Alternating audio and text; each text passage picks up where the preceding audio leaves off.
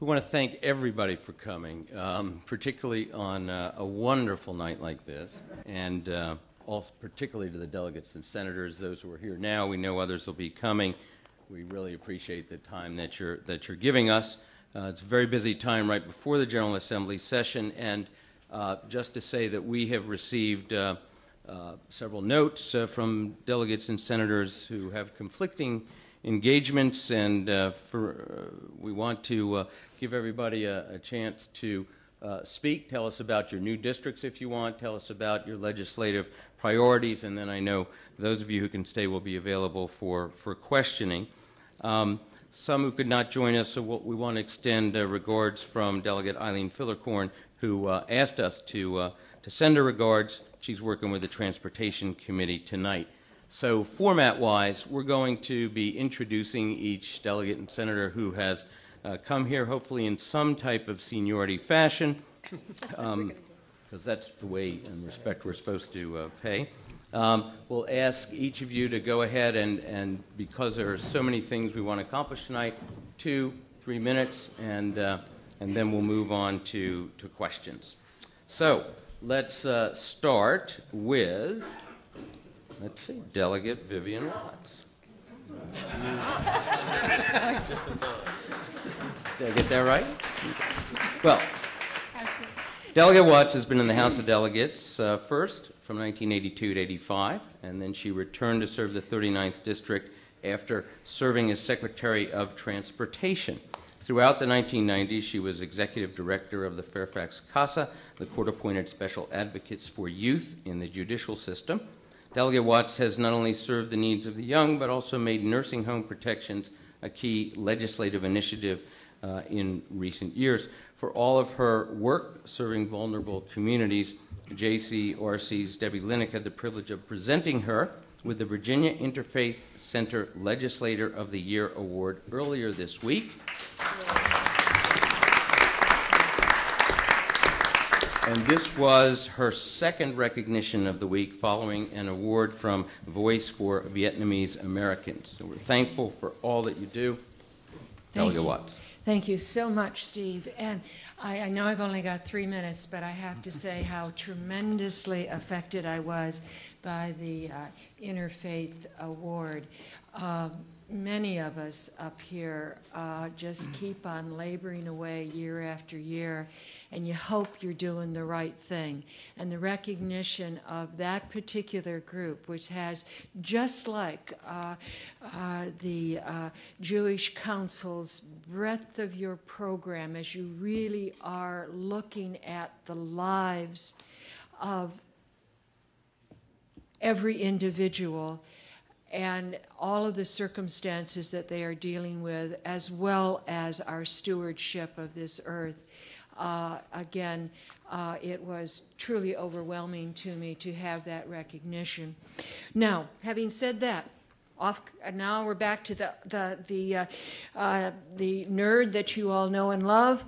And in my remaining part of the 3 minutes, I am going to say, I don't expect that we will have the proper transportation funding bill this year that we desperately need, but I will introduce that bill that I have worked on in a bipartisan way, carrying out correcting the fault that the Virginia Supreme Court decision turned over what we did in 2007.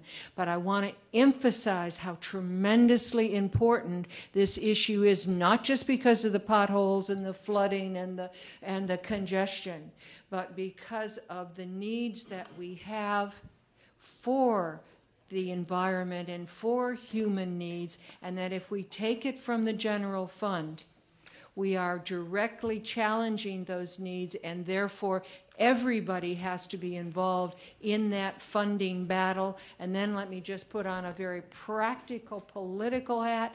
If we take it out of the general fund, Northern Virginia, because of basically 80% plus of that fund coming from mostly individual income tax and sales tax, that fund, Northern Virginia, contributes well over 40% of the fund, and rather than taking it from all the road users who are coming through this Commonwealth, again, on a very practical political note, it does not make sense as far as this basic function of government that we need to properly fund. Thank you. Thank you. Next, we have Delegate Bob Brink, who's represented the 48th District in Arlington since 1998. As a senior Democrat, he served most recently on the Transportation Appropriations Committees and is appointed to key government commissions on health care, youth, and government reform. The work he's done in these areas have earned him recognition from the Arlington School Board, the League of Conservation Voters, and the Virginia YMCA, among others. Thank you, Delegate Brink. Thank you, and thank you very much for having us tonight. I should amend the introduction to say that after redistricting, my district also includes 20,000 wonderful people in McLean and Temple Road F. Shalom. Okay. So, again, thank you very much for having me. I'd like to follow up, first of all, to congratulate Vivian. I was delighted to be down in Richmond to see her receive the award from the Interfaith Council the other night. And to follow up on her gloomy remarks on transportation with some gloomy remarks about the budget. This is the budget cycle year, the long session where we prepare the biennial budget for the fiscal years beginning July 1, 2012 and July 1, 2013.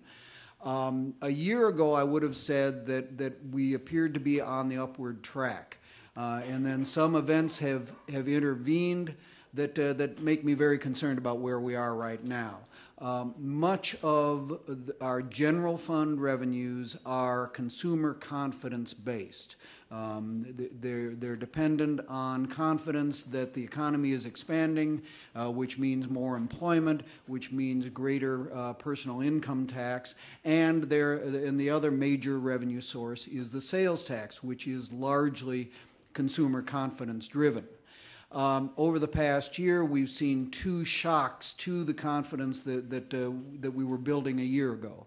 One of them was the disgraceful fiscal shenanigans that we saw across the Potomac River, which during the debt ceiling fight, and the other was all the ongoing problems that we're seeing in Europe and their crisis, which is going to has the potential to affect the global economy. As a result, we're looking at the possibility of yet another round of really restricted conditions in Richmond. I'm concerned about what that's going to mean in terms of especially the provision of human and social services. It's going to be another very difficult year in Richmond.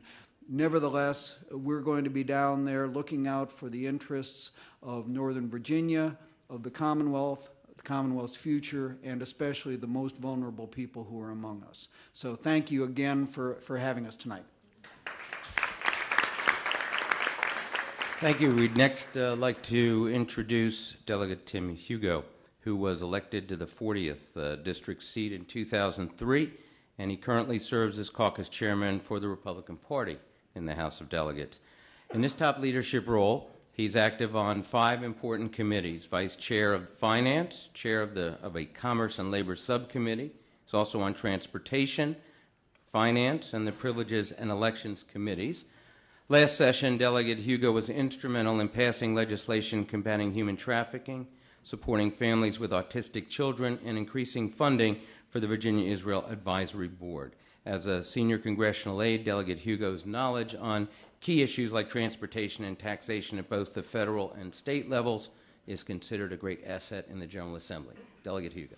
Well, thank you very much for that overly kind introduction. It's good to be here, and it's good to work with you again.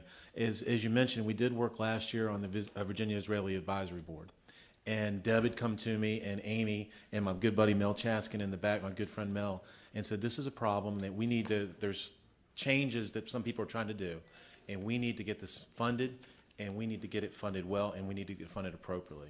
And I took it upon myself for a couple of reasons. One, I think, as Debbie mentioned, it is important for jobs in Virginia. It is important for the Commonwealth, and that's something that we've got to continue to focus on, especially in these difficult economic times. But let me tell you another reason why it's personally important to me.